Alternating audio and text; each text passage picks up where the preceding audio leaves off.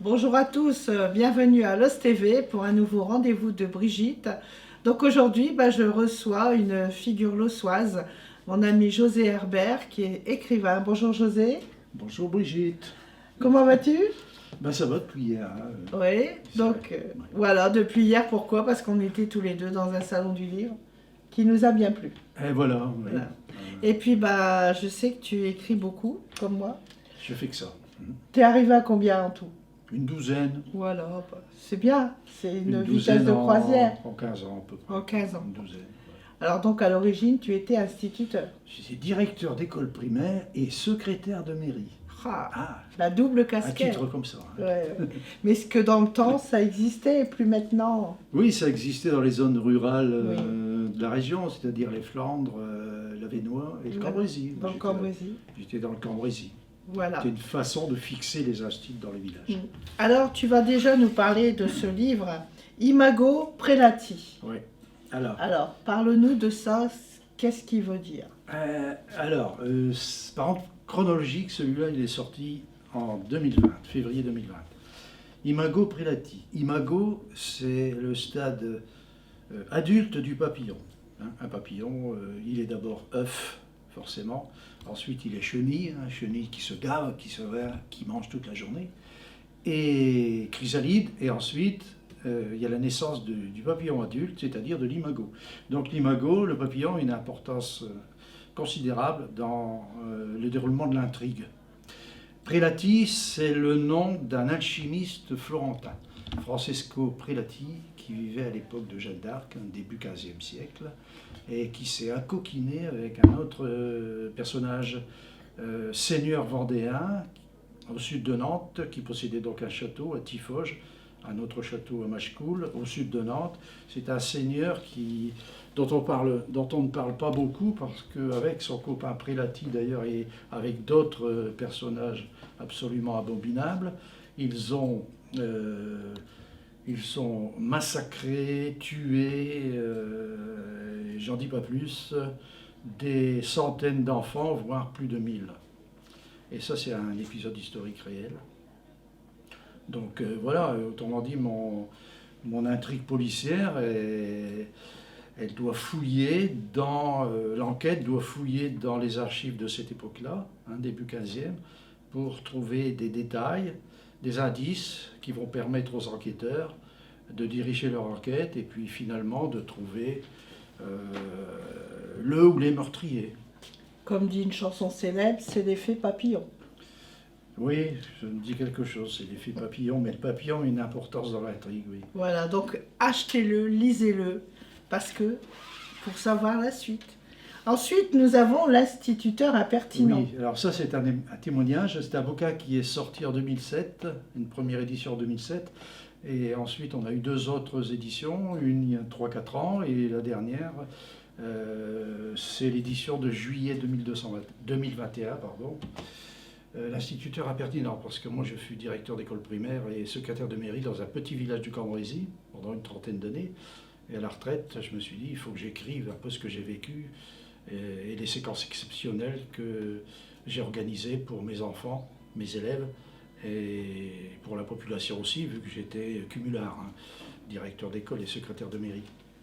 Et je suis assez fier de ce que j'ai fait, de ce que j'ai créé et des séquences que j'ai imaginées pour que mes 4 tranches d'âge, parce que j'avais 4 cours dans ma classe, pour que les 4 cours puissent travailler en même temps, ne pas perdre leur temps, acquérir de l'autonomie, tirer profit de leur présence à l'école de Vambay. Et j'ai eu, je ne dis pas j'ai eu que du bonheur, mais j'ai la nostalgie de cette époque-là et de ce que j'ai vécu. Des belles anecdotes en plus. Des anecdotes, des portraits, des séquences pédagogiques. Puis Voilà. ces écoles-là, à plusieurs cours, sont des écoles où les enfants sont comme chez eux, en famille. Ouais. L'un d'eux m'a appelé papa d'ailleurs, une fois, sans le faire exprès, bien sûr. Mais enfin, il faut dire aussi que, vous savez, à la retraite, on oublie tous les mauvais moments. On devient ministre de l'Éducation nationale. On sait tout ce qu'il faut faire pour que l'école soit performante. C'est pour ça que je suis devenu impertinent. Oui, parce et de que plus en plus. si on retournait nous maintenant en arrière, on ferait des choses qui n'ont jamais été faites, qui devraient être faites. Voilà, oui. Oui, quand on observe l'école et qu'on se dit, tiens, voilà, il est au CM2, il ne sait pas ses tables de multiplication, sa conjugaison, etc. C'est pas normal. Quand on voit les cahiers couverts de photocopies, hein, des mots photocopiés, des poésies photocopiées collées. Enfin là, il faut m'arrêter, hein, parce que... Ah bah du coup, tu vas nous parler de la poupée diabolique. Alors, Les Poupées Diaboliques, c'est un roman policier également qui est sorti le 12 novembre 2021. Donc il est tout chaud, Tout chaud. ou presque, tiède disons. Ouais. Et ça raconte également une enquête policière dans un milieu, j'hésite à le dire quelquefois dans les salons parce qu'on va me prendre pour quelqu'un que je ne suis pas. C'est le milieu des amateurs de poupées en silicone. Vous voyez les grandes poupées qui font 1,60 m et qui sont en plastique et qui ne sont pas destinées aux enfants. Donc j'ai découvert ce milieu sur Internet et ça m'a réjoui parce que ça m'a permis de m'éclater. Hein. Il y a des scènes cocasses, des scènes humoristiques parce que j'adore l'humour.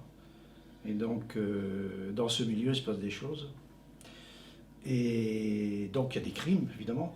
Il y a une enquête policière aussi dans la bonne ville de Cambrai. J'ai oublié de dire tout à l'heure que ça se situe à Cambrai, une ville que je connais bien, les souterrains, les vieilles rues. Les monuments, etc. Là, c'est Cambrai aussi, ce sont les mêmes enquêteurs, mais en plus, on a un retour vers l'époque des sorcières, c'est-à-dire XVIIe siècle, avec une sorcière qui s'appelle Marie Navarre et qui a été brûlée à Templeuve en 1656. Donc j'ai exploré en même temps ce phénomène, si on peut dire, entre guillemets, de torture des sorcières, avec un épisode historique réel. Voilà. Donc dans mes bouquins, en général, il y a un retour vers le passé, vers le Moyen-Âge ou l'époque... Oui, il faut souligner que dans tous les livres de José, il y a toujours des rubriques historiques qui sont vérifiées, qu'il a été cherché très loin, et il nous ramène dans l'histoire de France dont on ne se rappelle plus, mais une histoire qui a existé, qui est notre voilà, passé. J'aime bien l'histoire, j'aime Voilà. bien le passé. J'ai fait des recherches historiques d'ailleurs pour mon petit village, là, Vendée. J'ai écrit la monographie, j'ai cherché sur l'histoire des loups dans le Cambrésis, le travail des enfants dans les manufactures, l'épidémie de choléra au 19e, et d'autres, et d'autres. Donc voilà, Voilà. je vous incite tous à contacter José Herbert sur sa page Facebook ou d'aller le voir lorsqu'il fait des dédicaces ou des salons. Ouais. Prochain, c'est où? Le week-end, j'en ai deux en fait, à Ouvert-Chicourt samedi et dimanche, c'est à Main, près de Valenciennes. Ouais. Par contre, la semaine prochaine, c'est à La Bassée. Et La Bassée, c'est à une portée d'arbalète d'ici. Voilà. Hein, autrement dit, on peut y aller même à pied. Mhm. J'exagère un peu. Ah oui, À La Bassée. Voilà. La Bassée, toute la journée, ça doit être le 7. le 7 avril. 7 avril, et ensuite il y a Béthune le 9. Non, c'est l'inverse. Béthune, c'est le 7 mai et le 8 mai. Voilà. Béthune, c'est le 7 mai. Et le La 8 Bassée, c'est le 9 avril. Voilà, parce que le 7 et 8 mai, c'est aussi le salon de la couture en même temps que le Béthune. Voilà, c'est ça. Voilà. Donc j'y serai, on peut venir me voir, même pour parler, c'est tout. Oui, voilà, vous pouvez venir dans les salons pour nous parler. J'adore et puis, parler comme Brigitte, quoi. Voilà, partager avec vous ce qu'on a écrit. Voilà, parler de ce qu'on écrit. Voilà. C'est important pour nous. Oui. Bon, je vous souhaite à tous une bonne fin de journée. Merci beaucoup José d'être venu. Merci Brigitte, merci la télévision locale, l'OS Voilà. TV. Et puis on vous donne rendez-vous pour un prochain rendez-vous de Brigitte.